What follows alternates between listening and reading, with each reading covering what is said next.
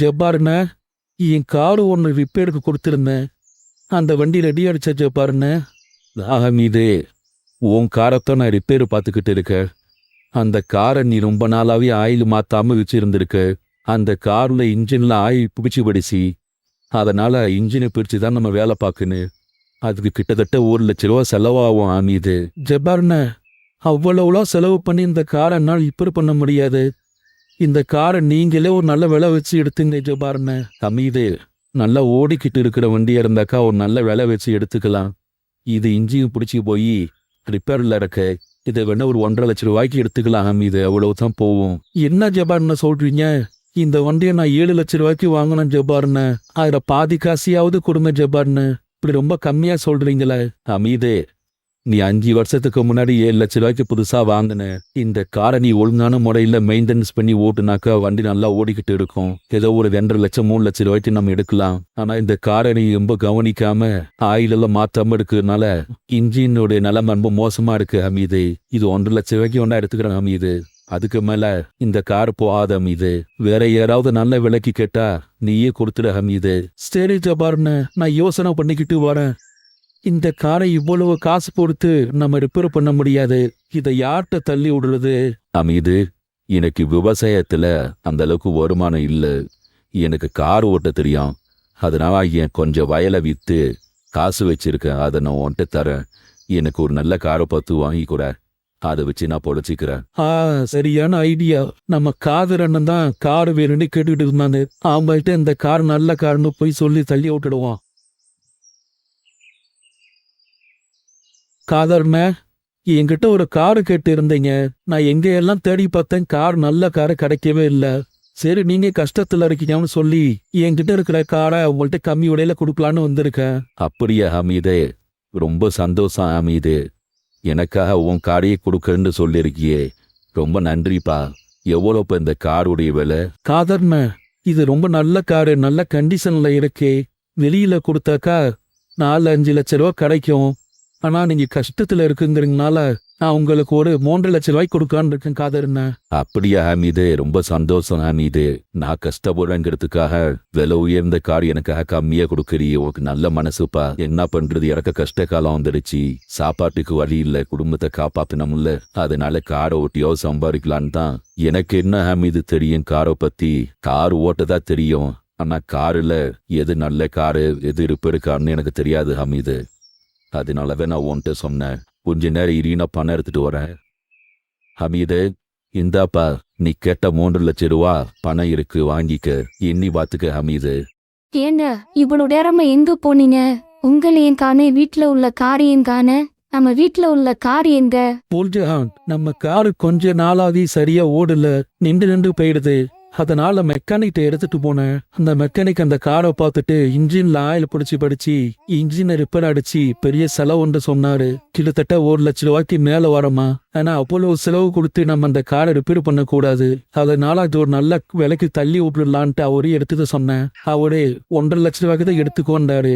நான் திறமையா யோசனை பண்ணி நம்ம ஜப்பாருன்னு கஷ்டத்துல இருக்க எனக்கு ஒரு கார் வேணும்னு சொல்லி இருந்தாரு. அவர்கிட்ட இது நல்ல காருன்னு சொல்லி 3,00,000 வித்துட்டேன். நமக்கு 2,00,000 லாபம் ஜஹான். ஏங்க என்னங்க சொல்றீங்க? நீங்க எவ்வளவு பெரிய பாவம் செஞ்சிட்டு வந்திருக்கீங்க தெரியுமா? இது எவ்வளவு பெரிய தவறு தெரியுமா? நம்ம இஸ்லாம் மார்க்கத்துல இப்படி ஒரு பாவ செயலை நீங்க செய்யலாமா? ஏன் ஜஹான், நான் என்ன பாவம் பண்ணினேன்? நான் திறமே யோசிச்சு நம்மளுடைய கார் அதிக விலைக்கு தானே வித்துட்டு வந்திருக்கேன். இது நமக்கு லாபம் தானே. ஏன் நான் பாவம் செஞ்சிட்டேன்னு சொல்ற? பின்ன என்னங்க, ரிப்பேர் ஆன காரை நல்ல காருன்னு சொல்லி கொடுத்துட்டு வந்து இருக்கிறீங்களா ஒரு பெரியவர்கிட்ட? அது எவ்வளவு பெரிய தப்பு தெரியுமா? அந்த பெரியவர் வேற யாரையும் நம்பாம உங்க மேல நம்பிக்கை வச்சு தன் குடும்ப கஷ்டத்துக்காக ஒரு காரு வாங்கி கேட்டானு. நீங்க அவங்கள போய் இந்த மாதிரி ஏமாத்தலாமா? நீங்க எத்தனை தவறு செஞ்சிருக்கீங்கன்னு உங்களுக்கு தெரியுமா?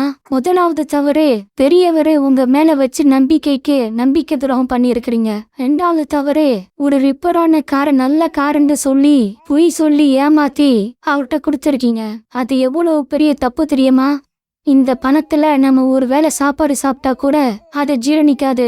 வியாபாரத்துல ஏமாத்துறத பத்தி நபிகள் நாயகம் ஸல்லல்லாஹு அலைஹி வஸல்லம் அவர்களும் அல்லாஹ்வும் திருக்குர்ஆனை பல இடங்களில் கூறியிருக்கிறார்கள். வியாபாரத்தில் ஏமாத்துவதை பற்றி அல்லாஹ் தஆலா திருக்குர்ஆனிலும் அல்லாஹ்வின் தூதர் நபிகள் நாயகம் ஸல்லல்லாஹு அலைஹி வஸல்லம் அவர்களும் பல இடங்களில் நம்மளை தடுத்துள்ளார்கள். நபிகள் நாயகம் ஸல்லல்லாஹு அலைஹி வஸல்லம் கூறியிருக்கிறார்கள், ஒரு வியாபாரி ஒரு பொருளை இருக்கும்போது அதில் என்ன குறை இருக்கிறது என்பதை வெளிப்படுத்த வேண்டும். அப்படி வெளிப்படுத்தாமல் அந்த குறையை மறைத்து விற்கக்கூடாது. இதை பற்றி அல்லாஹ்வின் தூதர் நபிகள் நாயகம் ஸல்லல்லாஹு அலைஹி வஸல்லம் கூறுகிறார்கள், விற்பவரும் வாங்குபவரும் தெரியாமல் இருக்கும் வரை வியாபாரத்தை முடித்துக் கொள்ளும் உரிமை இருவருக்கும் உண்டு. அவ்விருவரும் உண்மையை பேசி குறைகளை தெளிவுபடுத்தியிருந்தால் அவர்களுடைய வியாபாரத்தில் அருள் வளம் பரக்கத் அளிக்கப்படும். குறைகளை மறைத்து பொய் சொல்லியிருந்தால் அவர்களின் வியாபாரத்தில் உள்ள அருள் வளம் நீக்கப்படும் என்று நபிகள் நாயகம் ஸல்லல்லாஹு அலைஹி வஸல்லம் கூறுகிறார்கள். அதேபோல் நபிகள் நாயகம் ஸல்லல்லாஹு அலைஹி வஸல்லம் கூறினார்கள், ஒரு முஸ்லீம் இன்னொரு முஸ்லீமிற்கு சகோதரனாவான். ஒரு குறையுடைய பொருளை விற்கும் போது அதனை தெளிவுபடுத்தாமல் விற்பது ஒரு முஸ்லீமிற்கு ஆகமானதல்ல என்று நபிகள் நாயகம் ஸல்லல்லாஹு அலைஹி வஸல்லம் கூறினார்கள். அல்லாஹ் தஆலா திருக்குர்ஆனில் கூறியிருக்கிறான், அளவு நிறுவையை குறை செய்வோருக்கு கேடுதான். அவர்கள் மக்களிடம் அளந்து வாங்கும் போது நிறைவாக வாங்கிக் கொள்கின்றனர். மக்களுக்கு ஆந்தோ நிறுத்தோ கொடுத்தால் குறைத்து விடுகின்றனர். மகத்தான நாளில் அவர்கள் உயிர்ப்பிக்கப்பட உள்ளனர். அதை எண்ணி பார்க்க வேண்டாமா? அந்நாளில் அகிலத்தின் இறைவன் முன்னாள் மனிதர்கள் நிற்பார்கள் என்று அல்லாஹ் தஆலா திருக்குர்ஆனில் கூறியிருக்கிறான். பார்த்துக்கண்ண எந்த அளவுக்கு நம் இஸ்லாத்தில் வியாபாரத்தில் ஏமாற்றக்கூடாது என்பதை அல்லாஹ் தஆலாவும் அல்லாஹ்வின் தூதர் நபிகள் நாயகம் ஸல்லல்லாஹு அலைஹி வஸல்லம் அவர்களும் கூறியுள்ளார்கள். அதேபோல் அல்லாஹ் தஆலா திருக்குர்ஆனில் கூறியிருக்கிறான், அனாதையின் செல்வத்தை அவன் பருவம் அடையும் வரை அழகிய முறையில் தவிர நெருங்காதீர்கள். அளவையும் நிருபையையும் நேர்மையாக நிறைவேற்றுங்கள். எவரையும் அவரது சக்திக்கு மேல் சிரமப்படுத்த மாட்டோம். உறவினராக இருந்தாலும் பேசும்போது நீதியை பேசுங்கள். அல்லாஹ்வின் ஒப்பந்தத்தை நிறைவேற்றுங்கள். நீங்கள் படிப்பினை பெறுவதற்காக அவன் இதையே உங்களுக்கு வலியுறுத்துகிறான். அதனால இது ஒரு மனிதருடன் நாம் பேசும்போது, ஒரு வியாபாரத்தை செய்யும் போது நாம நீதியாகவே பேசணுங்க.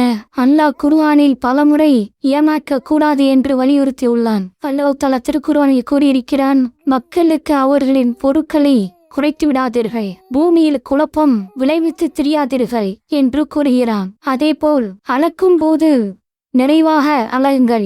நேரான தராசு கொண்ட எடையை போடுங்கள். இதுவே சிறந்தது அழகிய முடிவு என்று அல்லாஹ் தஆலா கூறுகிறான். அதனால் ஒரு வியாபாரத்தில் எந்த அளவுக்கு நேர்மை வேண்டும் என்பதை பல முறை அல்லாஹ் தஆலா திருக்குர்ஆனில் நம்மளுக்கு வலியுறுத்தி வருகிறான். கொஞ்சம் யோசனை பண்ணி பாருங்க, அந்த பெரியவர் எந்த அளவுக்கு உங்க மேல நம்பிக்கை வச்சிருக்கிறாரு.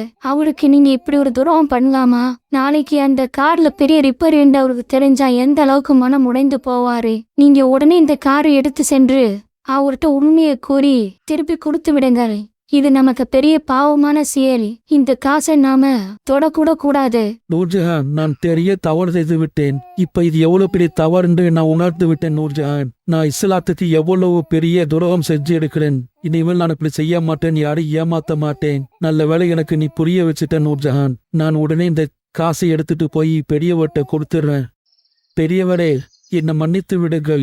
நான் ஒரு பெரிய துரோகம் செய்து விட்டேன் உங்களுக்கு. இந்த கார்ல ஒரு பெரிய ரிப்பேர் இருக்கு.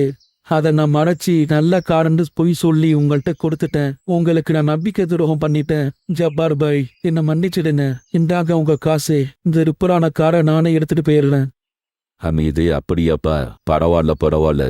மனிதர்கள் எல்லாமே தவறு செய்யக்கூடியவங்க தான். ஆனா அந்த தப்பை உணர்ந்து திருந்தி கொள்றவங்க மிக சிறந்த மனிதர். நீ உன் தப்ப உணர்ந்து திருந்தி என்ற காரை திருப்பி வாங்க வந்திருக்க. ரொம்ப சந்தோஷம்பா. இந்த ஹமீது, இந்த காரை நீ எடுத்துட்டு போயிட்டு ரிப்பேர் பண்ணி கொண்டுட்டு வா. நான் நல்ல விலைக்கு வாங்கி கொள்றான். இது அல்லாஹ் உன்னை கண்டிப்பா நேர்வழிப்படுத்துவான். இது